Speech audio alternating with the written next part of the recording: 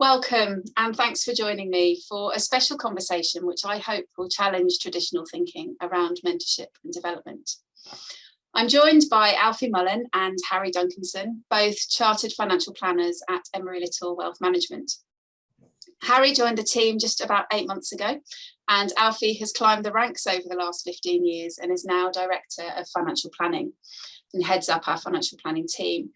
It's worth noting that both Alfie and Harry are more than 20 years younger than the average age of their profession, which is actually the norm in our financial planning team, which presents its amazing opportunities and also presents its own challenges. For those of you who are not familiar with us, Emery Little have established the thinking environment as core to our culture, so much so that in my role as Operations Director, I've been supported to become a Time to Think consultant. And now, alongside supporting Emery Little with this work, I bring it and its incredible benefits to others in the wider profession. As a thinking environment firm, Emery Little take a very different approach to mentorship and development than is the norm in our sector. And Alfie leads the way with that approach in the financial planning team. So welcome, both of you. Thank you very much for joining me this afternoon. Really appreciate your time. No worries. Thanks for having us. Pleasure to be here. Thank you. So, of course, we're going to hold this conversation in a thinking environment, wouldn't do it any other way. And so we will start, as always, with an opening round to either of you, whoever feels inspired to answer first. And I just wonder in what ways you've experienced support for your own personal or professional development in the last month or so.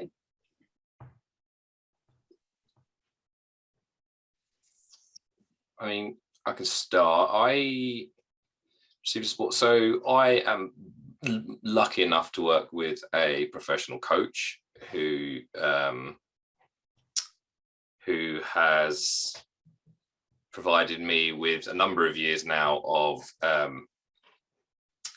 brilliant support and mentorship and enabled me to unlock both who I am, but also who I've hopefully tried to enable other people to be within the team.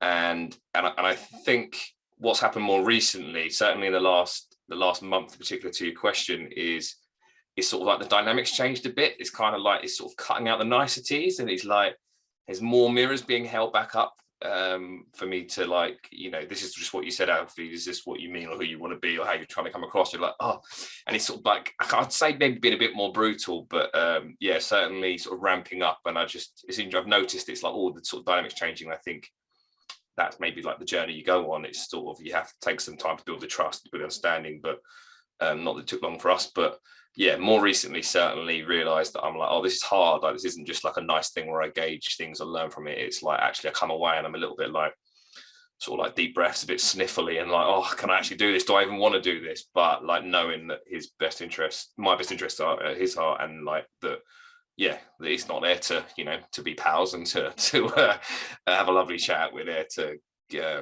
get stuff done. So that'd probably be my response. Harry? Yeah, good question. I think my mind is going back to the last planning team catch up we had that we run in a thinking environment, and actually we had a couple of. Essentially, part of that meeting involves us presenting, if you like, issues to the forum, bringing them to the forum, bringing them to the table. Invariably, you experience the person, whoever is bringing that issue, finding that there's something that's causing them maybe there's a mental block, there's some sort of obstacle that's stopping them from doing something, and you present that issue to the team. We go around the thinking environment and figure out to the best of our ability, how can we get over this obstacle? How can we resolve this? What's the best next step to be taking? And I remember coming out of the last meeting and just feeling so invigorated by the ability of the team as a collective to help that individual get to a place that they just couldn't have imagined being had they been trying to work it out on their own. And for me, I'm sure we'll come into that process more as we talk today. But it's a brilliant thing. And yeah, there's been so many occasions since I joined Emery Little, as you say, only 8 months ago, where it's amazed me how we've got to a place so quickly that didn't seem possible. So yeah, I think that's what I'll go with. Fantastic, thank you. Yeah, it's quite an interesting journey, isn't it, Alfie? I think we've probably 10 years or so ago, most of our conversations were around specifically professional development. You know, how can we pass more exams or get better at our jobs? And I think the shift that I've experienced, perhaps moving into a leadership role, but I think this is kind of the case across the whole team as well. It's this shift to personal development being just as important. And I guess for you guys with your financial planning hats on, you your own personal growth, sort of being able to really be with clients, and you know, that's just as important as you really knowing your stuff and knowing your technical ability. It is great. So yeah, it's been an interesting shift for me as well. So getting stuck in then, Harry, as a fairly new entrant to Emery Little, having been with us, as I say, about 8 months or so, I'm curious what you've experienced to be different about mentorship and development with a thinking environment approach to what you've experienced before. Yeah, again, very good question. I think looking back to when I first came into the world of financial planning back in late 2013, the approach I had then was in terms of mentorship, or you know, looking at aspiring to be someone or be like somebody and work with somebody, is very different to the model that Emery Little adopts. And the thinking environment really has enabled me to experience that kind of dynamic on a level playing field, whereas I think previously it was very much a kind of, okay, this is, you have maybe a boss here who's telling you how they do it, why they do it, why it's the right way to do it. And don't get me wrong, I've had great mentors in the past and great leaders to learn from in the past, but actually the thinking environment, it just feels like this is one big team, one big flat line here, essentially, where we're all working at the same level. There's no kind of egos. We all have the same amount of time to explain how we feel and what we think, and why that might be the way to go. And to me, it's just transformed those kind of conversations. And I can't imagine being in any other environment now, you know, competing for the conversation, competing for the right to speak, or you know, share your opinion. It's just made the whole process really, really easy. Thank you. Alfie, what are your thoughts? Yeah, I'm certainly focusing on Harry's last point of, like, I couldn't imagine not having this environment set up. Like, and this is not anyone else's fault, but when we've worked with other partners, professionals, or just other contacts, and we've you know, and we started speaking to them either on Zoom or in person, and there's lots of interrupting, or there's even small things like just like gutturals of just like ums and ahs at the wrong time. You're like, oh no, that you really, it's kind of really quite obvious when you're in a scenario where the thinking environment isn't being adopted, and it's quite off-putting. So like, that sort of shows you how far we've come, where you're like, oh no, that's not what we do around here, that's not helping. So I think how we've developed that is that we've actually started being like, no, this is what we believe in, this is what we do, and we do it, and it works, and we do it well. So we've started bringing it into meetings with external people to try and high level. It doesn't, I'm trying to ruin, you know, or change the course of their journey or plan, or in any way say that what we're doing is better or worse, but it certainly works for us. So, and for us to actually have a good outcome in meeting with them, we need to adopt it in those meetings. And I think where we've seen that, it's always been received pretty well as well. They're like, oh, okay, I get this, and it's just worked. So yeah, I definitely think that the importance for us as a team, and the idea of doing anything different, is just so far down the line. It's crazy, really, because of how much we've achieved and done through this approach. I think that we'll never stop. I think that's probably it. I think one of the things that I observe in the team, and actually particularly, I guess it comes back to the component of equality. So I don't observe there being any more weight put on what Alfie says, for example, than what Harry says. So there's kind of no difference in terms of the importance of what different people say within the team. And that, I just think, in terms of the mentorship and development approach, to be able to put your thoughts and views out there and have them seen on equal footing to whatever anybody else says, is quite I think is quite a big thing for us. I don't think that is the norm. I don't think that's kind of how most businesses work. What are your thoughts? What I picked up from the very early interactions here is that there is, as you said, Becca, equal weight put on everyone's opinion across the team. That doesn't matter if you're a financial planner, whether you're a power planner, whether you're an administrator, whether you're whatever your role within the business, you're given equal time, you're given the ability to think for yourself, the autonomy to bring your ideas to the table. And the amount of times we've been in a predicament where we've been trying to get something across the line, there's been something that maybe is, how can we figure this out to take ourselves to the next level? And a comment or an idea has come from somewhere you just wouldn't have expected it. And that's no disrespect to that individual, but it's just maybe that's not directly their line of work, or they're not client facing, so why would they have thought of something like that? And it's just unfortunately in a lot of corporate structures, and certainly some I've experienced in the past, you don't hear from these people, you don't hear from them, or they don't feel incentivized, or they don't feel able to bring their opinion to the table. And that's where this thinking environment has really transformed things for me. I think I've always been someone that's felt comfortable doing that, but I know a lot of people that haven't, and this allows those people to feel energized and to bring the best version of themselves in these conversations, and therefore we get the best from them as well. So collectively, it's a win-win. What do you think, Alfie? Yeah, I totally agree. I think what the thinking environment does really well is that it gives you like a framework in which to operate on things that I think most people believe in. Most people are good people. Most people want the best for themselves and for others close to them and around them.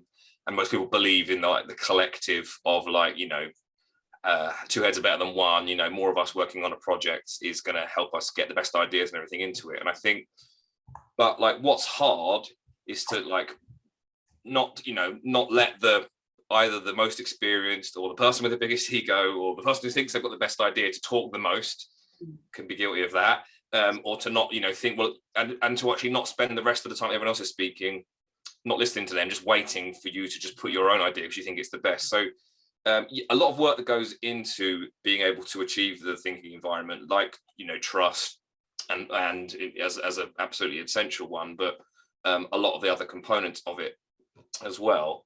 But what it does brilliantly is it just gives you a framework from which you can go, why isn't this working? Or have we come out of the thinking environment? Have we sort of broken the rules? Are we not truly adopting what we know works? And it just gives you something to go back to every time. And I think in my experience in work, particularly in the last few years and in life, it's when there's no framework. What is it James Clear says? You don't rise to the heights of your goals, you only stoop to the depths of your processes, something like that.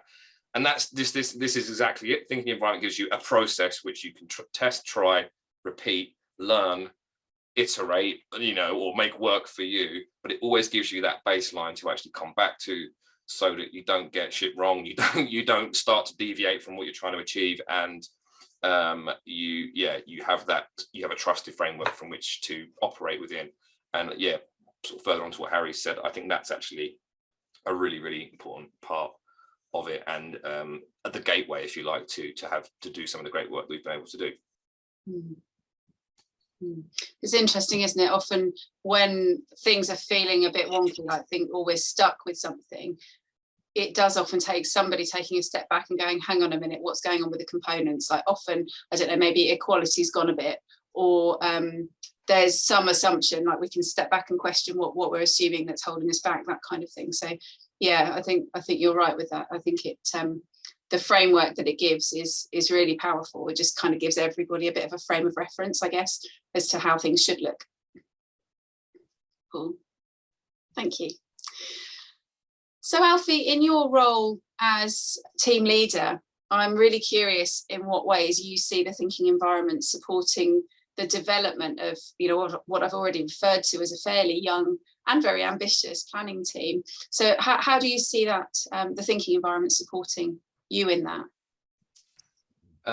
Beyond the sort of framework that it gives me that I've already mentioned, it enables like a beautiful hierarchy that of equality in that what we've done a lot of work on is like coming to the table and saying like, here's a client query or a particular issue or something internal, and I don't know how to deal with it. I'm stuck.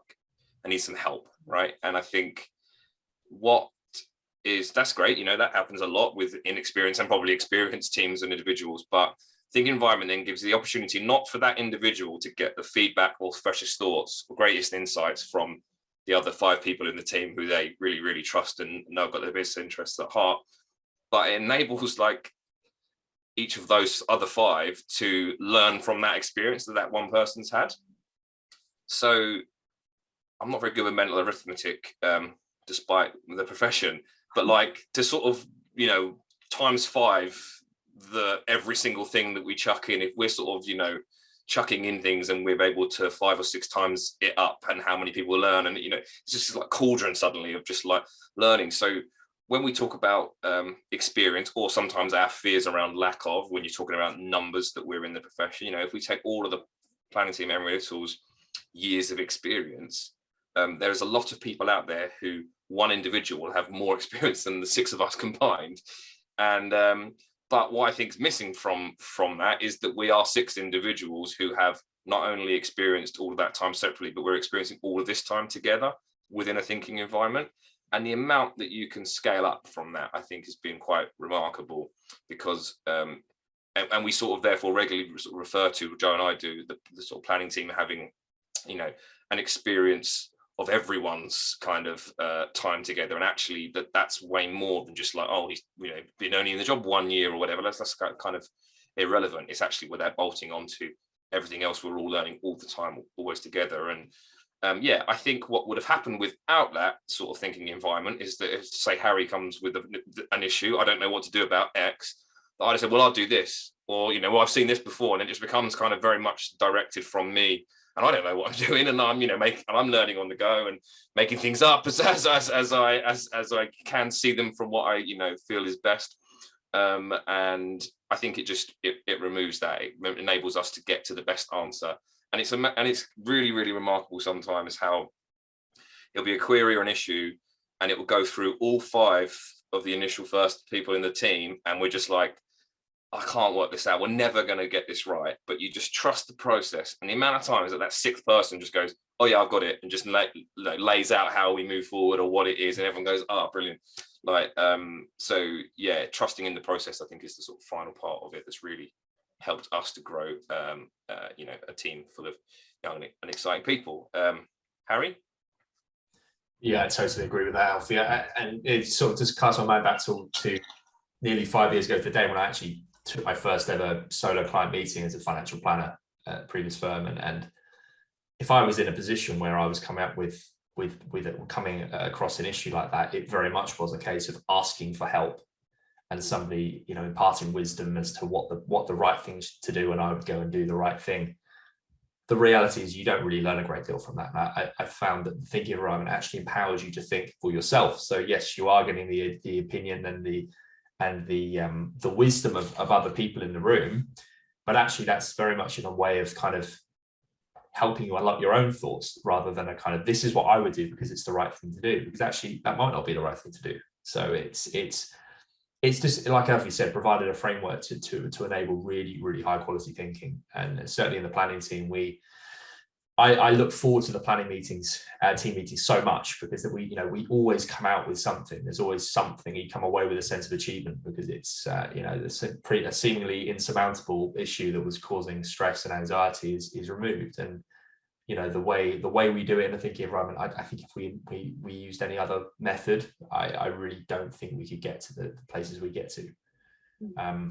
You know, having worked in environments very different in the past, it's a testament to what we've got here. I think it's really, really, really special.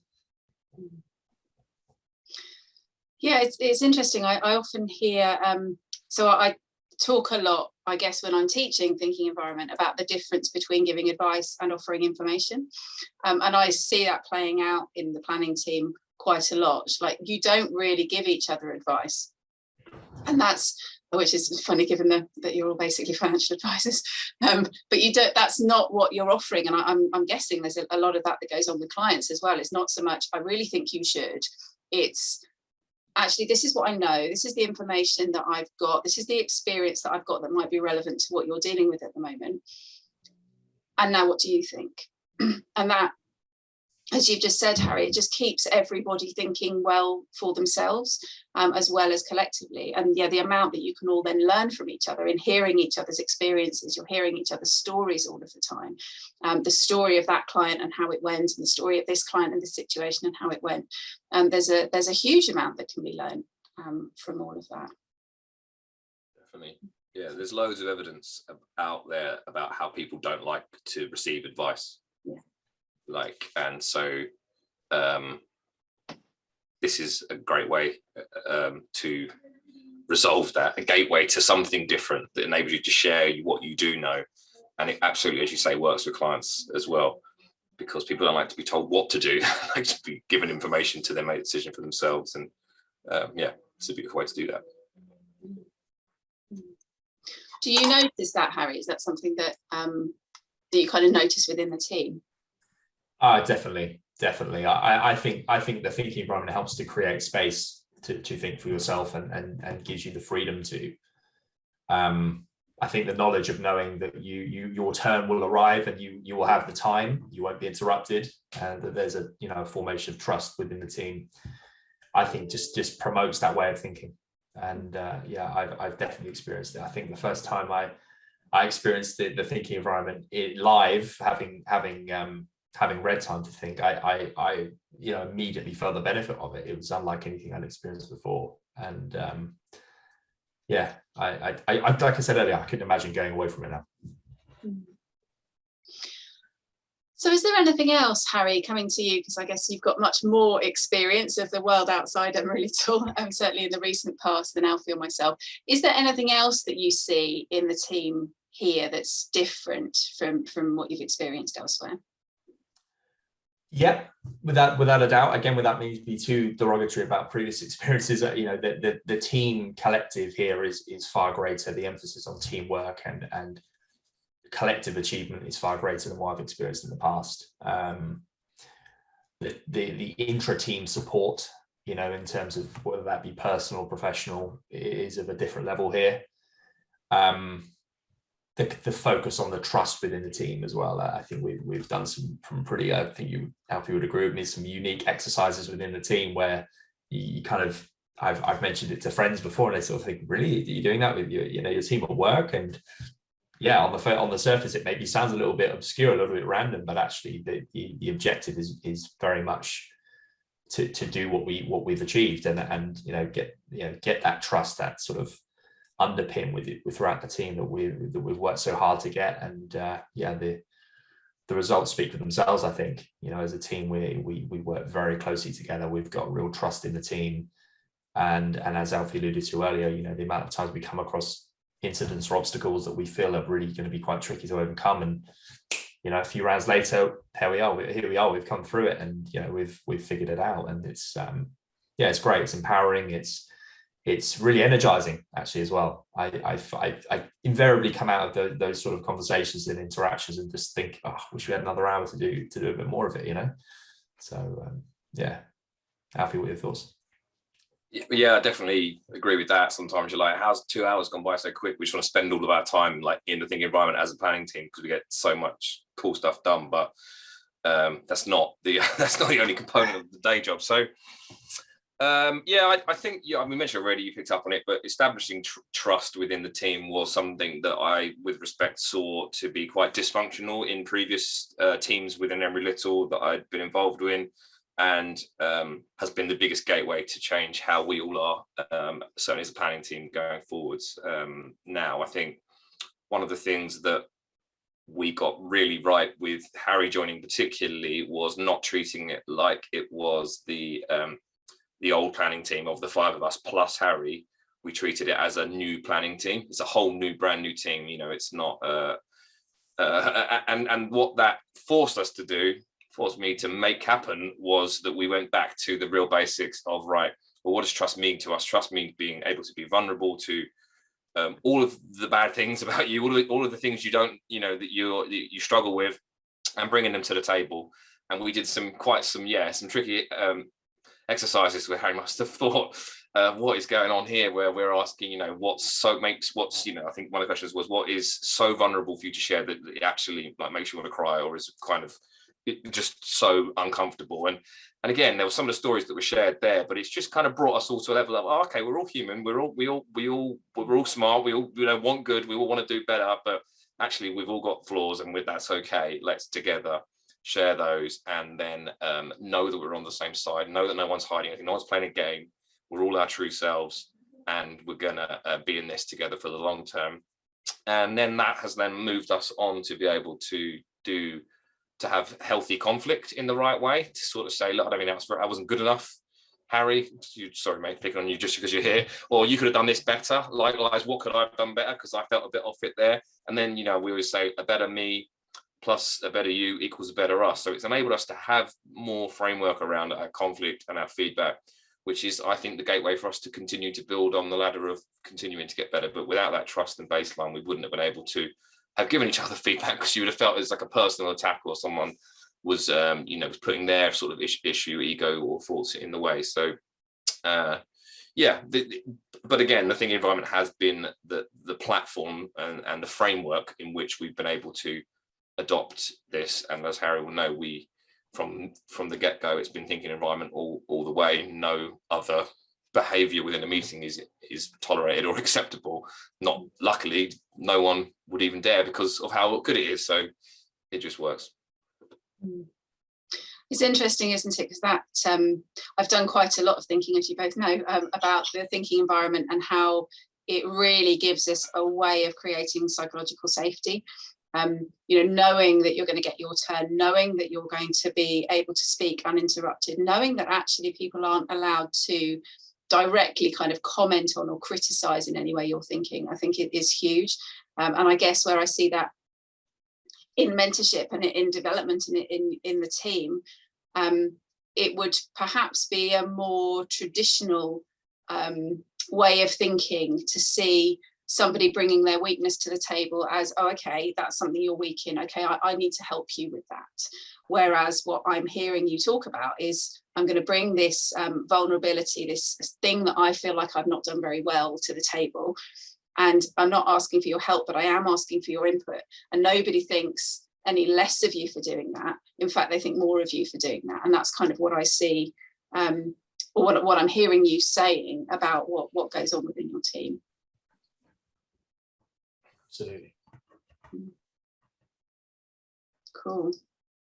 So on the flip side of that, do you see any challenges with adopting this approach?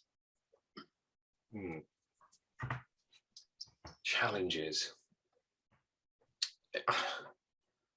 Yeah, I think sometimes the challenge is, we've already mentioned it, is time.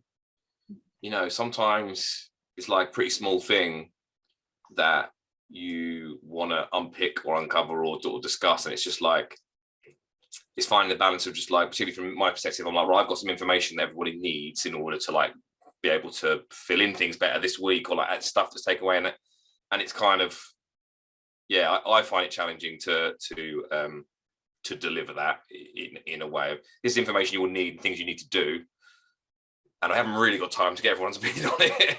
So let's move on. You know, that is something I always challenge against, because I do there, because naturally I will be like, right, okay, anyone got any questions or thoughts, and go around, and then they'll be like, no. Then you're like, oh, well, that was a waste of time. So that's always a bit of a struggle. And sometimes not you know, and just falling out of line of what we've sort of agreed to do as a team, which is, we're all guilty of it. I certainly am, talking too long, thinking that my point is just that little bit better, or worth that little bit more than someone else's. You know, and if someone sort of takes 3 minutes, you kind of notice people copy.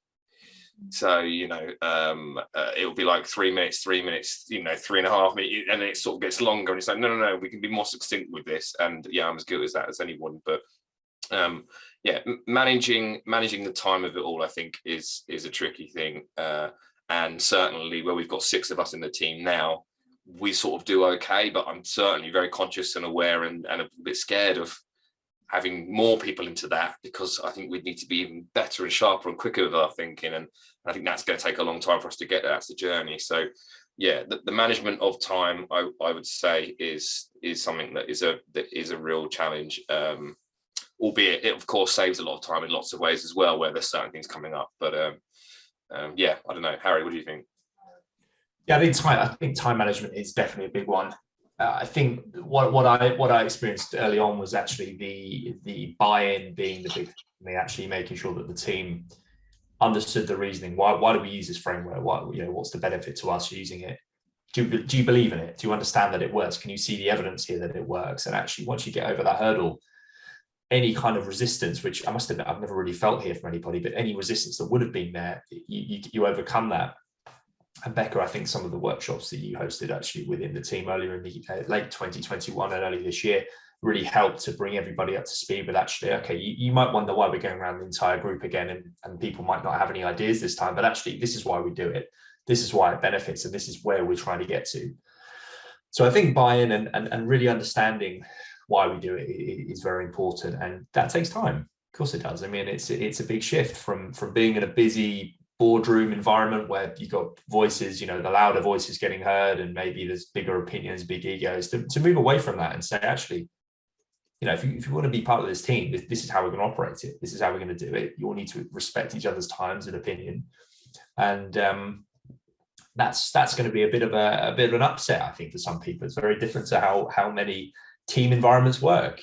So yeah, I think once you're at the point where you're committed to making this, absolutely the underpin and the bedrock of what you do, I think great. But obviously getting to that point is a challenge in itself. Also, touching on one of the things Alfie said earlier, I was chairing a team last week where we were trying to get an answer to something, and it felt like we were going around and we didn't seem to be getting anywhere. It felt like we were just sort of stagnating a bit. And I made the error of saying, should we all just write this? Let's just see who's got what, and just sort of try and get there that way. And it was a disaster, to be honest with you. It didn't work. And in the end, I said, no, let's go back to rounds. And actually, it was the rounds that brought us to the place we needed to be. And it just felt like maybe what felt like we weren't making any progress. Actually, what we were doing was just clarifying. We were just clearing the water a little bit, actually ready for that person or that succinct comment to be the one that actually brings us into a whole new gateway of ideas and thinking. And that's the beauty of it. It's how it works. And yeah, you put the time in and you understand it, and you swear by it, then I think it rewards you. Yeah, the buy-in definitely. It wasn't there straight away, was it, Alfie? It took us a while. Yeah, absolutely. But yeah, I think that the time point is a really interesting one, because you do save time, but you save time over a much longer time frame, because you're not making I guess what I don't see us doing so much anymore is sticking plasters over little issues, and sticking plasters over, I mean, I'm sure we still do it to a certain extent. I think it's fairly inevitable, but I don't think we do it anywhere near like we used to. We're much better at getting to what's really going on. And the other thing I think is, or can be a challenge, is choosing when to break into smaller groups or into pairs, because the natural, I guess naturally we want to hear what everybody's got to say. We want to hear everybody's thinking. And, in your group of 6 at the moment, your team of 6 at the moment, and as that grows, I think there will be a challenge in terms of, at what point do we split out? At what point do we give people 5 minutes in a thinking pair or 15 minutes in a dialogue or whatever to get their thinking going, so that when they come back in a round, the thinking is really fresh and it's really succinct and it's much more concise. So I think that's quite a big challenge, I think, because you do naturally, you want to hear from everybody because everyone's input is going to be really great. So yeah, I think that's something that we're going to need to experiment with more and more as the team gets bigger. Definitely. Yeah, I think we experience that now a bit. I always struggle to, not always, but do sometimes struggle when we break out into those groups. I'm like, no, get me back. I want so I hadn't really thought of it as to the reason as to why that was. But I think you're right. Makes sense.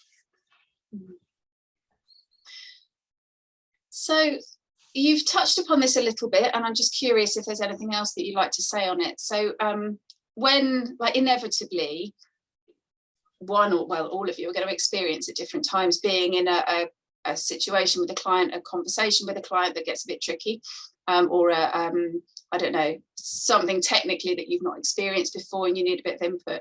So how do you, just walk me through, how do you approach those kind of difficult conversations that might arise for you as individuals? Happy to kick off on this one. So I'm taking your question as how would I approach the problem, and how would I approach a way of trying to find a solution to it. So as I alluded to earlier, generally speaking, we view everything we do with clients as very much a team collaborative approach. So if I had any specific problem in that field, I would very much be bringing it to the team forum and saying, right, this is the issue, this is why I'm finding it an issue, and I can't quite get over this problem, this hurdle. What do you think? Open it out, and at that point we would break out into a round. Might take a few goes before we get to a place where it feels like progress is being made, but inevitably, the collective experience across the team, the different viewpoints, the different personalities in the team, of which there are a few, we get on great, but they are definitely differing personalities across the team. You get to a place where, like I say, it's giving you the clarity and freedom to think at maybe a slightly different level, or think about it from a slightly different angle.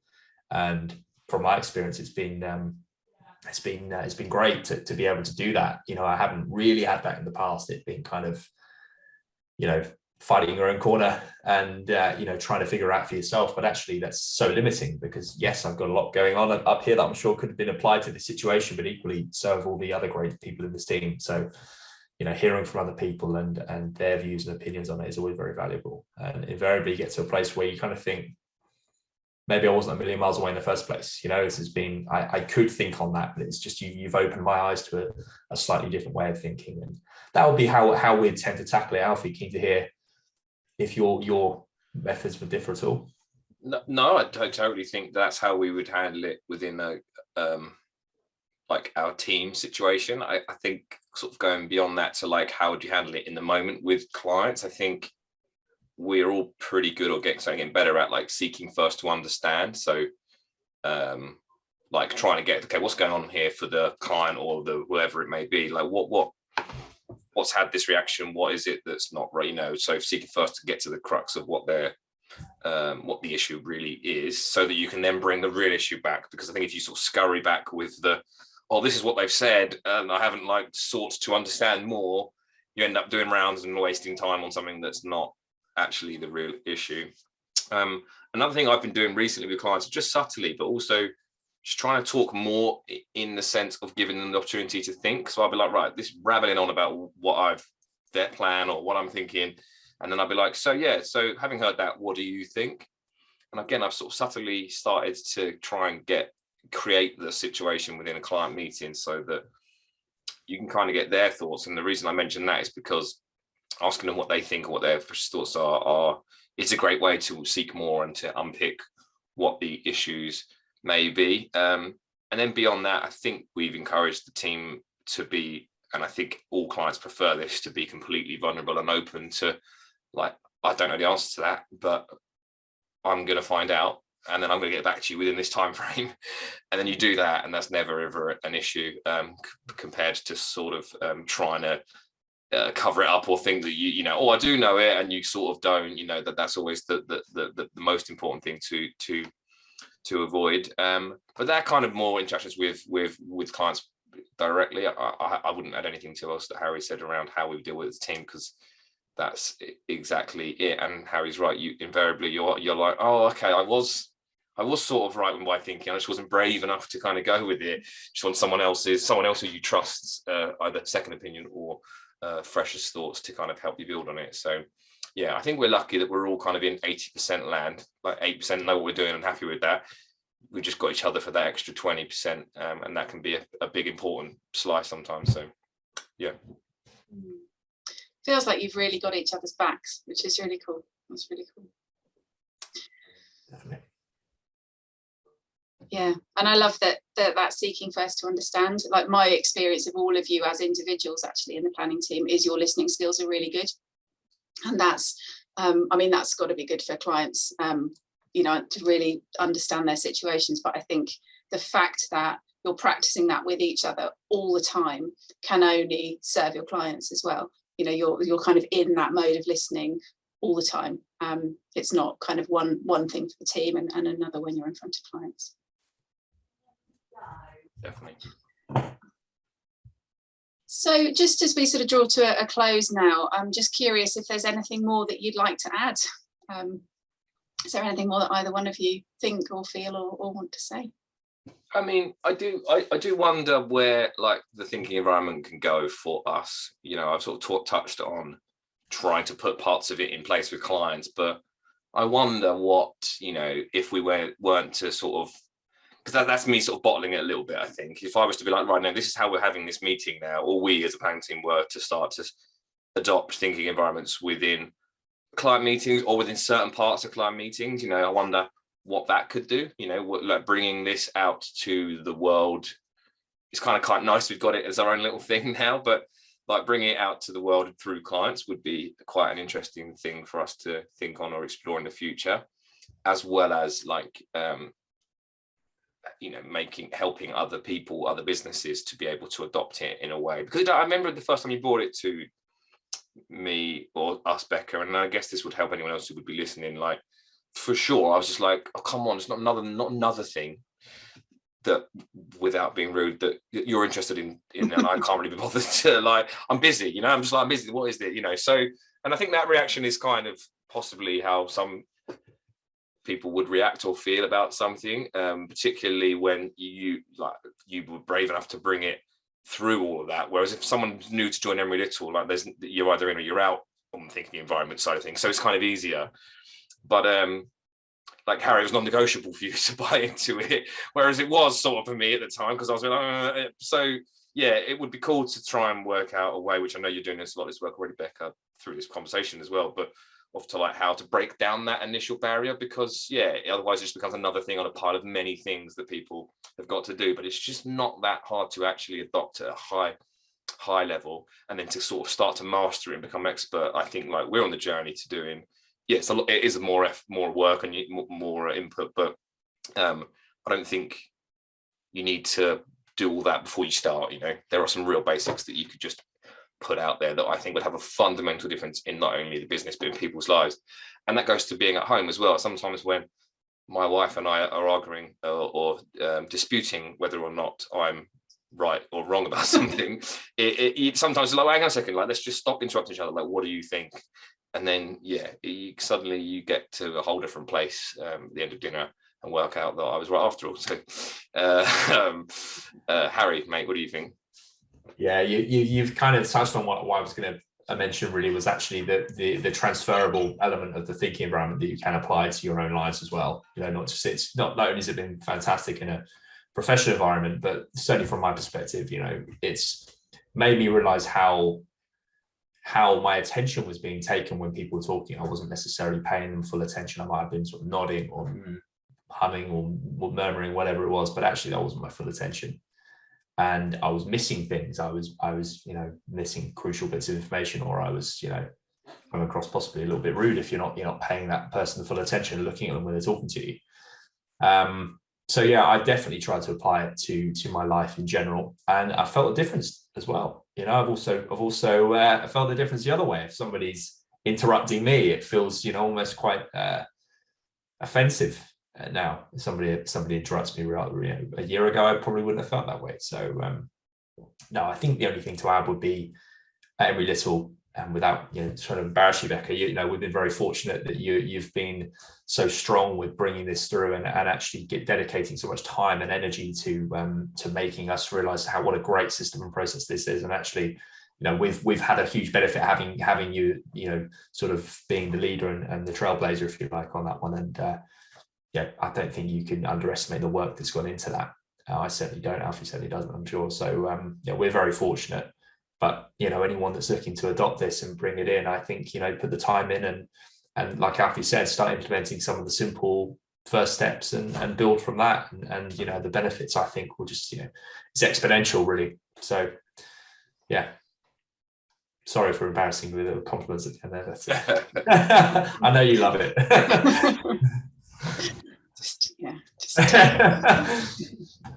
Cool, thank you. So just as we come to a close then, we've got to have a closing round. We'll always close with a closing round to whichever of you would like to respond first. What have you enjoyed or appreciated about this conversation this afternoon? I think actually, Becca, it's been really, really a very useful reminder for me that actually this has been a really big change in the way I interact with team members. You know, joining only 8 months ago, it does feel like it's been a lot longer. And yeah, it's kind of crazy to think that, you know, not even a year ago, this was completely alien to me. I hadn't read the book. I hadn't any understanding of what this is all about. And now thinking that I couldn't imagine running meetings in any other way. It's somewhat incredible actually to think in that way. And it's nice to look back and remind yourself that, you know, this is how much has changed. And actually, you know, yes, it feels second nature now, but it wasn't always the case. And you know, the more people that can find out about this and understand about it, you know, the better these teams are going to operate, and you're going to be getting the best version of people out of those meetings as well, which is great. So that's why it's important to be spreading the good word, you know. So yeah, it's been really enjoyable. Thank you for inviting me. Yeah, I think definitely sort of echo Harry's comments. I think I just appreciate, well, before this, I was just like, oh, well, you know, rock up and have another chat. But I hadn't, yeah, it's quite nice to actually, probably for the first time, to actually talk about the thing that has sort of been the biggest, you know, gateway for us to head on the journey that we're on. So it's quite nice to sort of, after what, I don't know, a couple of years, 2 or 3 years, I can't remember, since like really sort of embedded this into what we do, into the culture. I think I've really appreciated the chance to actually just reflect on it and talk about it and get like quite a bit excited about it again. I'm like, oh yeah, we've got a long way to go still. So yeah, bring it back into the forefront of my mind, because I think I've just taken it for granted. And I think just listening to Harry saying like, it's only bloody a year ago I didn't even know this existed. You think, what? Yeah, so it's quite nice to just not take stuff that's so fundamental for granted, and that's what I've appreciated. Wonderful, thank you both very much. Yeah, I've really appreciated your time this afternoon, but similarly, it's so nice to just take a step back and reflect on the difference that it makes, particularly from that slightly different angle of the mentorship and development. We're not, the planning team in particular, as I mentioned right at the outset, we're not kind of a usual profile, I guess, of planning team, and you know, that does present its own challenges. There is a less, as you mentioned, Alfie, less years experience, but the fact that we've got this way that doesn't matter, that you can really call on the collective wisdom of the group time and time again, is, yeah, it's just really cool to hear a bit more about that, I guess, because I'm not involved in those meetings most of the time. So that's been really lovely. And yeah, so I massively appreciate both of you giving up your time this afternoon to spend this time with me. And yeah, I'm sure I'll see you at work in the not too distant future. Becca. Thanks, Becca. It's been a pleasure. Thanks very much. Thanks,